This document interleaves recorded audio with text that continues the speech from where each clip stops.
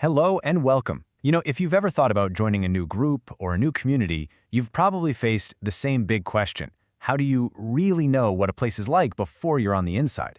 Well, today we're going to crack that code. We're going to uncover how something as simple as a calendar can be a blueprint, revealing the true heart and soul of a community. Really think about it for a second. Especially if you're looking ahead, maybe thinking about where you want to be in 2026, what are you actually searching for? It's so much more than just a one-hour service on a Sunday, right? You're looking for connection, for people who share your values, for a sense of purpose.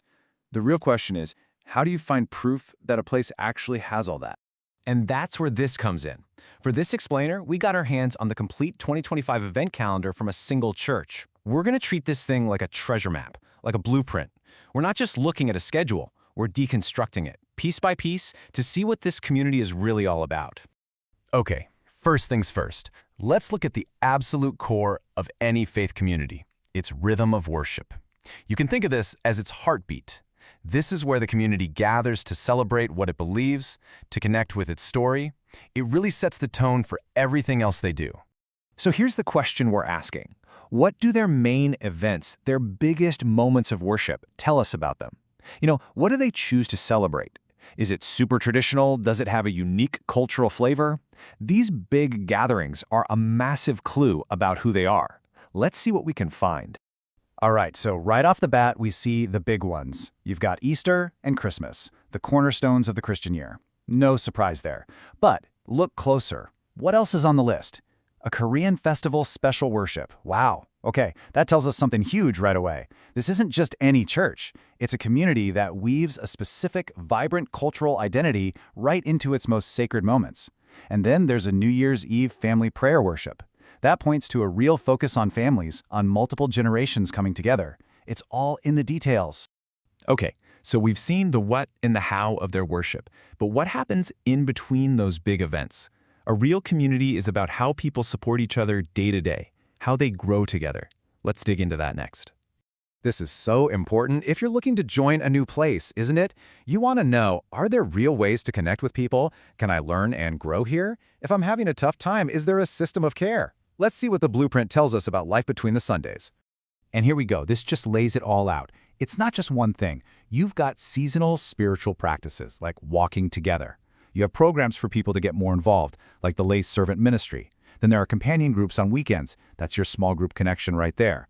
But they also do blessing visitations at homes and businesses. That's direct personal care. And of course, a picnic day. That shows they value just hanging out, building friendships in a really informal way. It's a whole ecosystem of connection. So they worship together and they care for each other. That's awesome. But a huge part of a community's identity is how it looks outward. How does it take all that faith and energy and use it to serve others? This is where their values really become action. Now, this is so interesting. Look at this breakdown. The calendar shows two totally different kinds of service. On one side, you have this super practical, hyper-local stuff. They're doing oil changes and brake checks. They're teaching Korean language classes and hosting game days for kids in the neighborhood. That is hands-on. Then, on the other side, you see this bigger vision. They're sending their youth on a trip to Houston, taking part in missions across New England. So it's both. They are deeply invested in their own backyard, but they're also connected to a much bigger picture. And check this out. It's not just a one-time thing they do to feel good.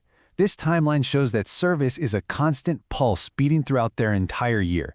From practical help in June and October, to investing in their youth in the summer, to giving back to the community in the winter, service is clearly baked into the very fabric of who they are.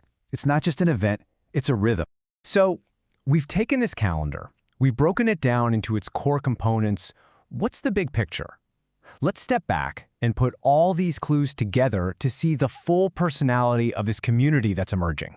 When you look at the whole blueprint, three things just jump out. First, that strong and celebrated Korean cultural identity. We saw it in their worship, we saw it in the language classes, it's undeniable. Second, there's this beautiful balance between looking inward, growing in their faith together, and looking outward with very practical service. And third, they are clearly committed to every single age group. From Awana for the little kids, to Costa trips for the youth, to ministries for the adults, everyone has a place. And that really brings us to the main idea here, what we're calling the community blueprint. It's this concept that a schedule of events is so much more than a list of dates. It's a story. It's a clear illustration of what a community actually values, what its priorities really are, and who it is at its core. It lets you see past the polished mission statement and understand what a group actually does. So let's turn it back to you. As you think about the future, about 2026 and beyond, what would be on the calendar for your ideal community? What would that blueprint look like? What story would it tell? It's a pretty powerful way to think about it, and now you have a new tool to help you find the answer.